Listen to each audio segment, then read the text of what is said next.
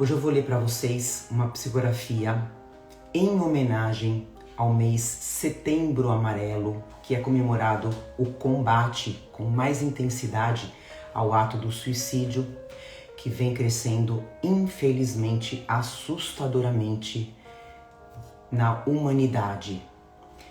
Esse relato está no livro Morri e Agora, da médium Vera Lúcia Marinzec, sempre auxiliada, ajudada pelo seu mentor Antônio Carlos. Esse relato é do espírito José, que cometeu esse ato, e ele vem trazer aqui a sua experiência. Vamos conhecer? É um relato que vai trazer muito conhecimento, vai trazer muitas lições pra gente e vai desmistificar também muitas coisas para nós. Então tá no capítulo 8, intitulada O Suicida. Vamos lá? Eu estava muito preocupado e não me sentia bem. Dava muita importância ao dinheiro, colocando-o em primeiro lugar na minha vida, e com sua escassez ficava nervoso e inquieto. Nada mais tinha valor para mim. O resto era secundário e esses também não estavam bem. Minha filha me disse ao me ver preocupado: "Papai, diga para nós o que é que está aborrecendo tanto. Sinto-o nervoso e percebo que está triste." "Não é nada, filha. Deve ser somente uma indisposição." "Acho, pai", opinou meu filho, "que estamos gastando muito dinheiro. Talvez deveríamos adiar a nossa viagem ao exterior."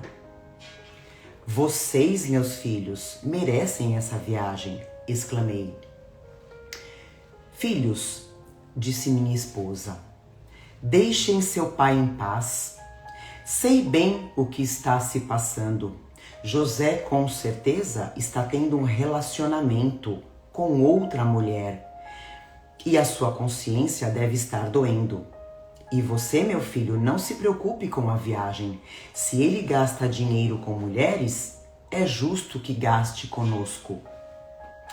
"Não tenho amantes", repliquei em tom cansado. "Papai, se o que o preocupa é grave, temos que saber."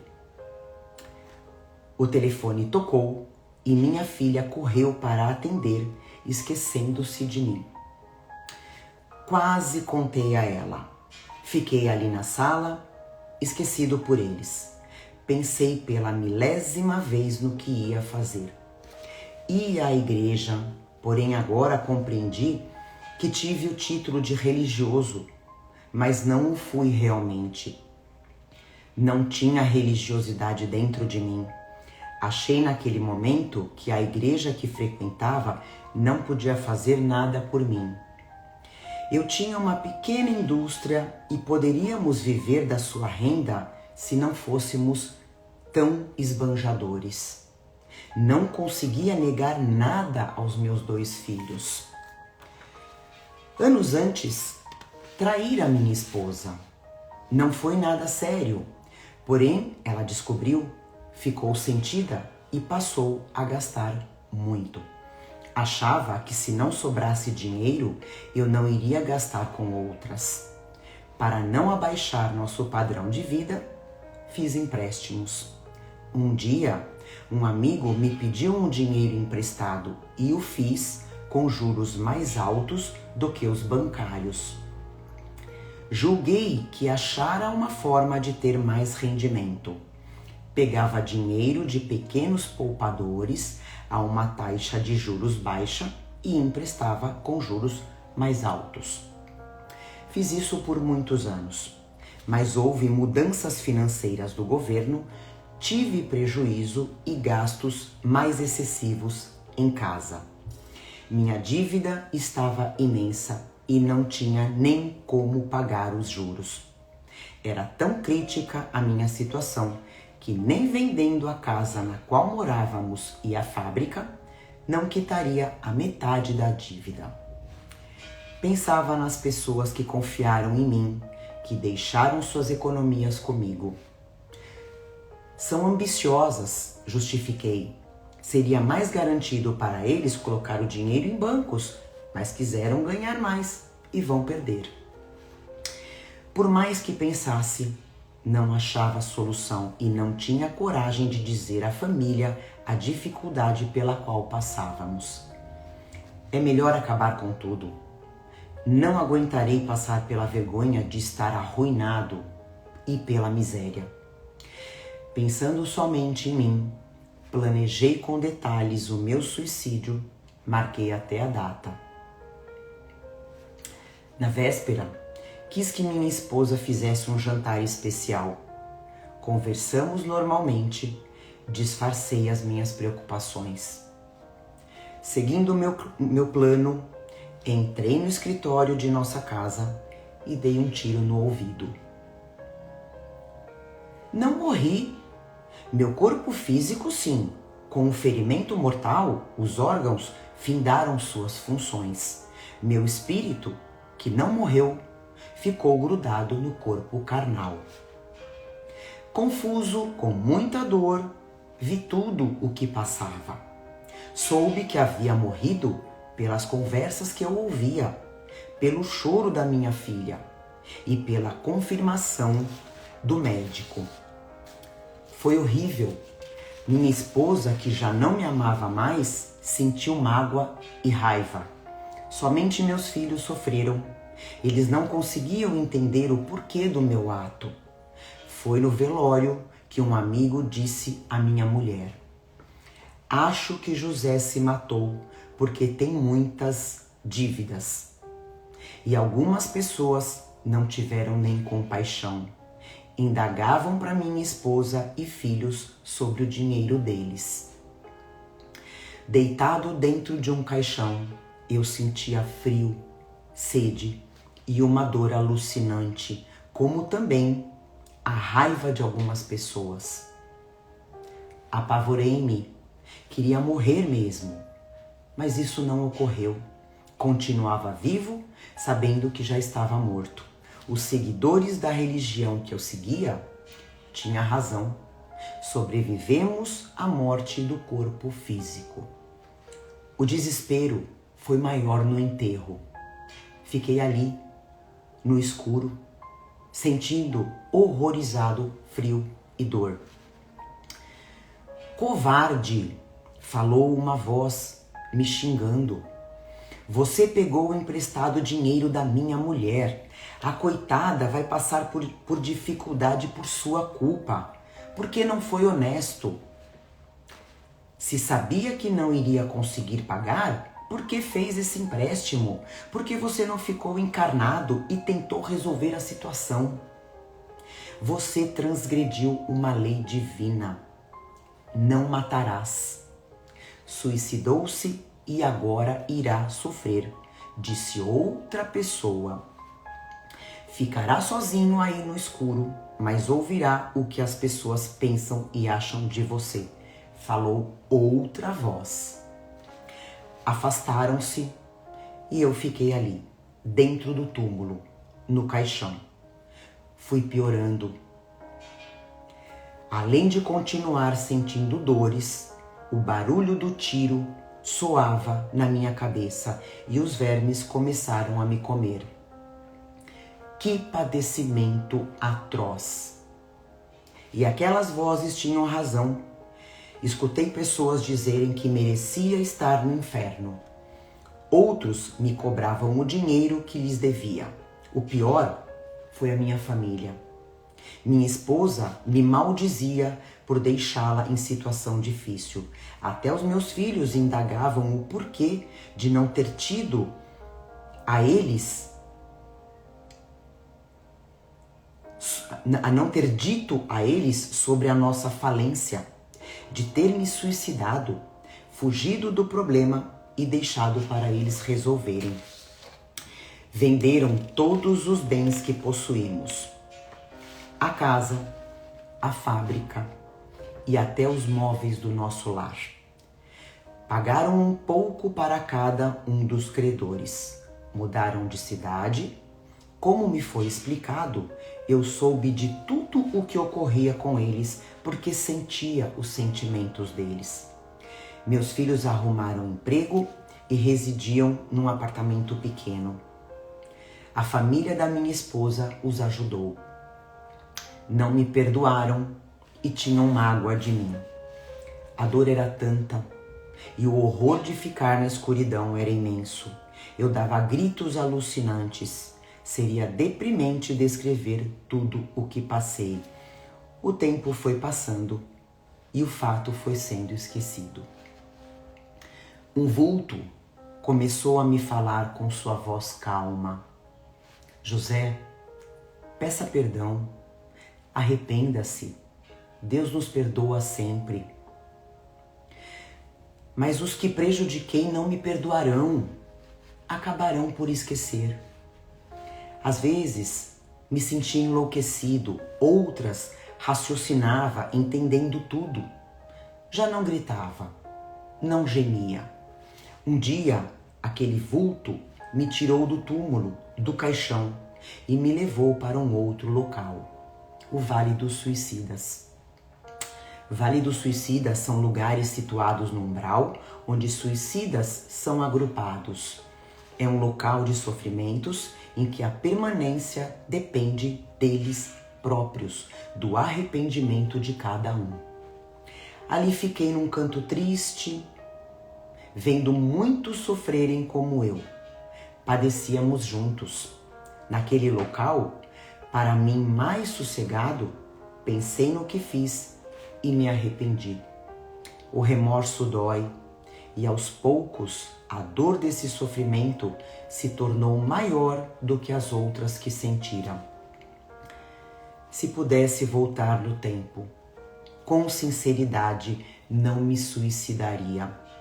Não seria covarde abandonando os problemas e prejudicando a minha família com o meu ato abominável.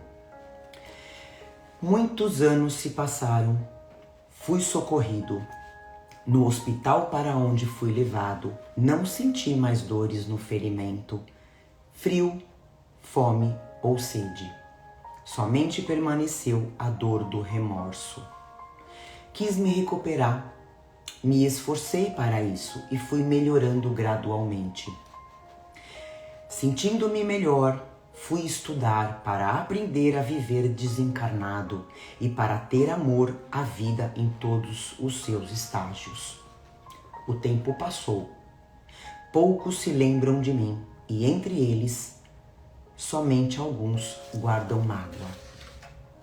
Minha ex-esposa casou-se de novo, não gosta nem de lembrar de mim.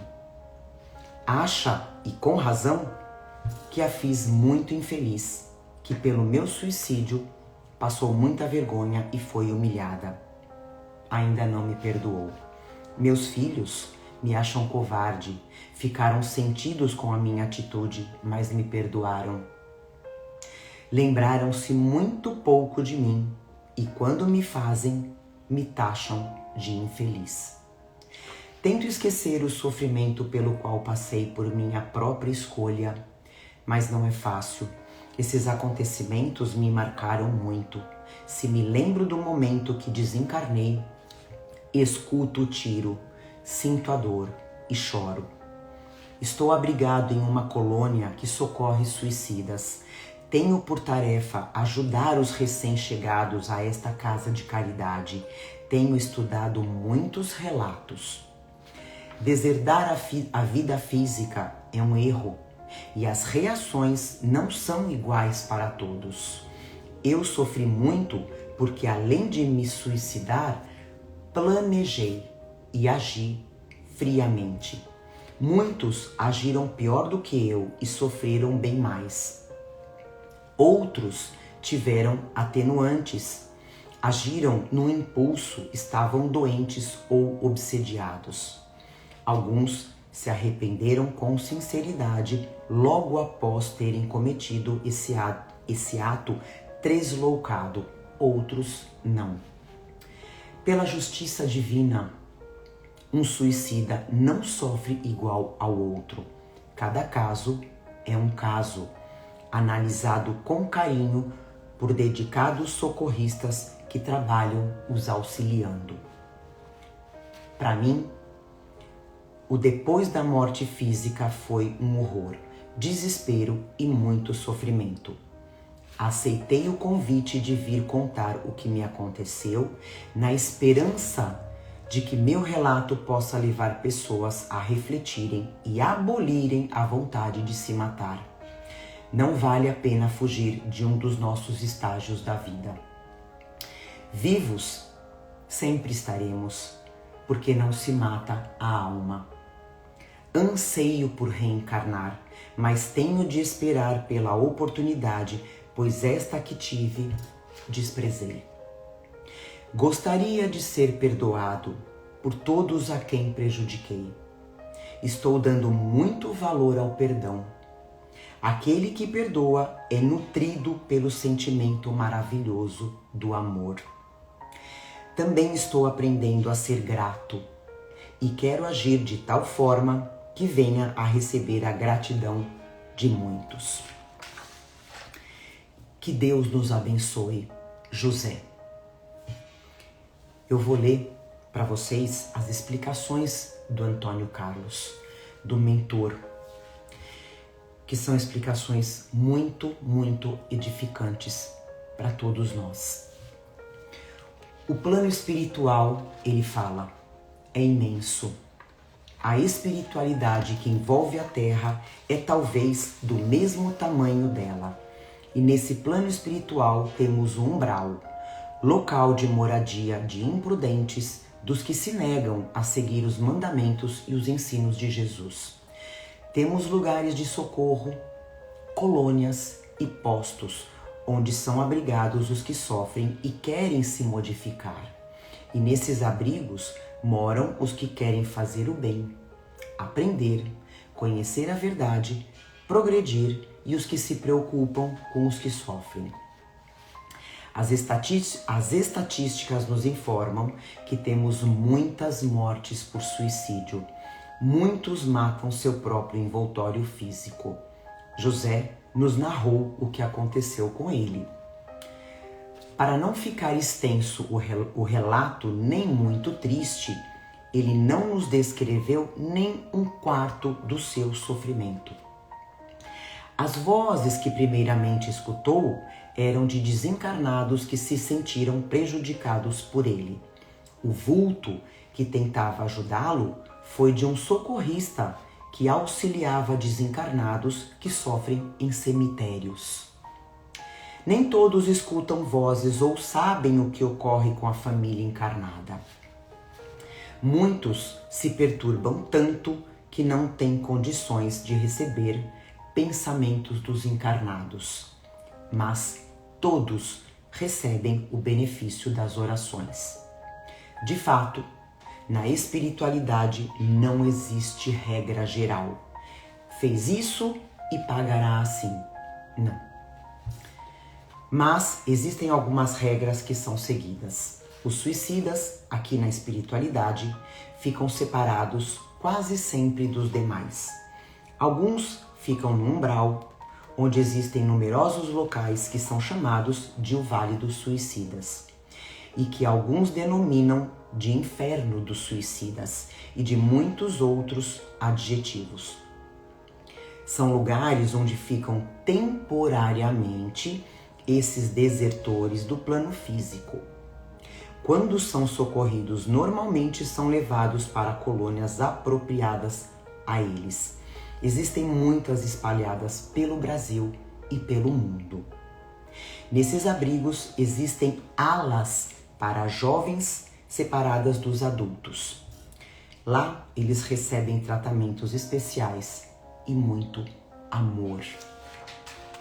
São convidados a estudar, a fazer cursos que os incentivam a amar a vida que nos é dada pela graça e pela bondade de Deus.